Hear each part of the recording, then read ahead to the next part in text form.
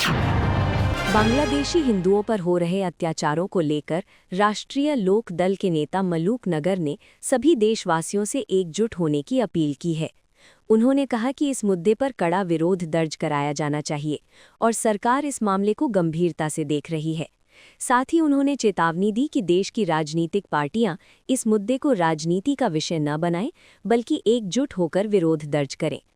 AP नेताओं पर धार्मिक भावनाएं आहत करने के आरोप में दर्ज एफआईआर पर प्रतिक्रिया देते हुए मलूक नगर ने कहा कि प्रदूषण की समस्या वास्तविक है, लेकिन इसका अर्थ ये नहीं कि कोई भी पार्टी किसी की धार्मिक भावनाओं का मजाक उड़ाए या उन्हें ठेस पहुंचाए।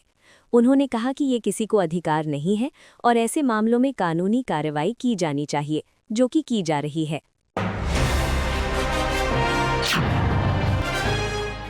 बांग्लादेश की पूर्व प्रधानमंत्री खालिदा जिया के बेटे और बीएनपी यानी बांग्लादेश नेशनलिस्ट पार्टी के कार्यवाहक प्रमुख तरीक रहमान 17 साल बाद ढाका लौट आए हैं।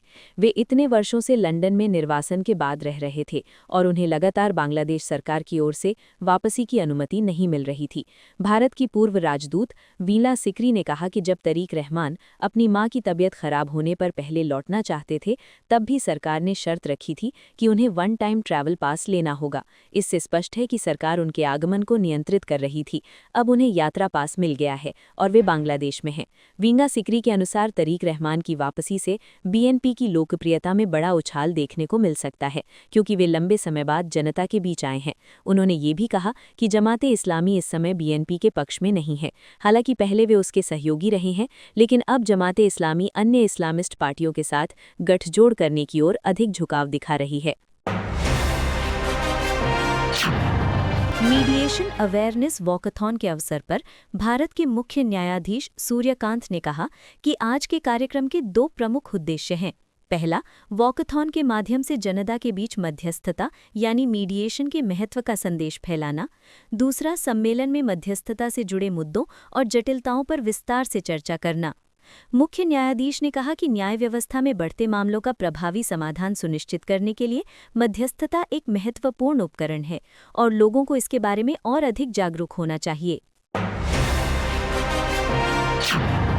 मीडिएशन अवेयरनेस वॉकथॉन के अवसर पर भारत के मुख्य न्यायाधीश सूर्यकांत ने कहा कि आज के कार्यक्रम के 2 प्रमुख उद्देश्य हैं।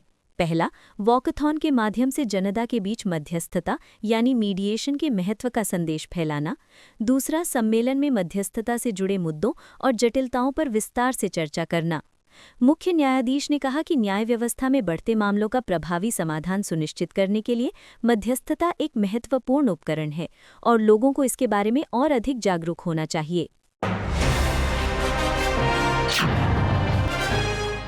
आप नेताओं पर धार्मिक भावनाएं आहत करने के आरोप में दर्ज एफआईआर को लेकर दिल्ली बीजेपी अध्यक्ष वीरेंद्र सचदेवा ने कहा कि यदि कोई भी व्यक्ति किसी धर्म के प्रतीक उनका मजाक उड़ाता है या धार्मिक विद्वेष फैलाने की कोशिश करता है, तो उसे इसके परिणाम भुगतने होंगे।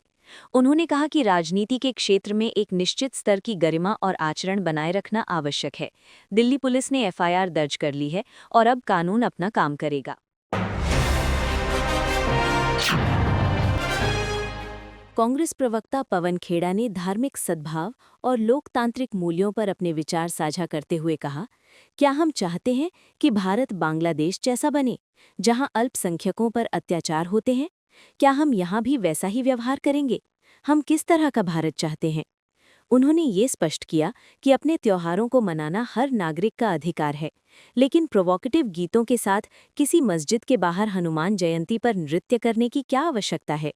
खेड़ा ने कहा कि वे स्वयं दिन में 2 बार हनुमान चालीसा का पाठ करते हैं, लेकिन जब ये क्रिसमस जैसा पर्व हो तो चर्च के बाहर हनुमान चालीसा पाठ कर किसी को क्या संदेश देना है? पवन खेड़ा ने जोर देकर कहा कि धर्म की आड़ में दूसरों के धार्मिक स्थानों और भावनाओं का अपमान करना न तो मेरा धर्म हो सकता है, न ही मेरा देश और न ही हमारी सभ्यता। जीएसटी संग्रह पर पंजाब वित्त मंत्री हरपाल सिंह चीमा ने कहा कि 2017 में एक देश एक कर की सिद्धांत पर जीएसटी लागू हुआ था। उन्होंने बताया कि 2017 से 2022 तक कांग्रेस सरकार के 5 वर्षों में कुल 1,12,000 करोड़ रुपए जीएसटी संग्रह हुआ, जबकि हमारी सरकार ने मात्र 2.5 से 3 साल में 1,16,000 करोड़ रुपए से अधिक जीएसटी राजस्व जुटाया है। चीमा ने कहा कि हमारी वार्षिक राजस्व वृद्धि दर कभी भी 11% से नीचे नहीं गई और राष्ट्रीय स्तर पर ये दर लगभग 7% है। उन्होंने बताया कि 2022 में एएमपी सरकार के सत्ता में आने के बाद ईमानदारी और दक्षता के साथ जीएसटी प्रशासन को मजबूत किया गया, जिसमें शामिल है टैक्स इंटेलिजेंस यूनिट की स्थापना, आईआईटी हैदराबाद के साथ सहयोग कर 9 मॉड्यूल खरीदकर विभाग में लागू करना, बिल लाओ इनाम पाओ योजना की शुरुआत, जिसे उपभोक्ताओं को बिल लेने और रखने के लिए प्रोत्साहन मिला। इसके अलावा वित्त मंत्री ने कहा कि पंजाब में पिछले 3 वर्षों से उत्पाद शुल्क यानी एक्साइज राजस्व में भी लगातार 10% से अधिक वृद्धि हो रही है। आपको यह वीडियो पसंद आया हो तो इसे लाइक करें, हमारे चैनल को सब्सक्राइब करें।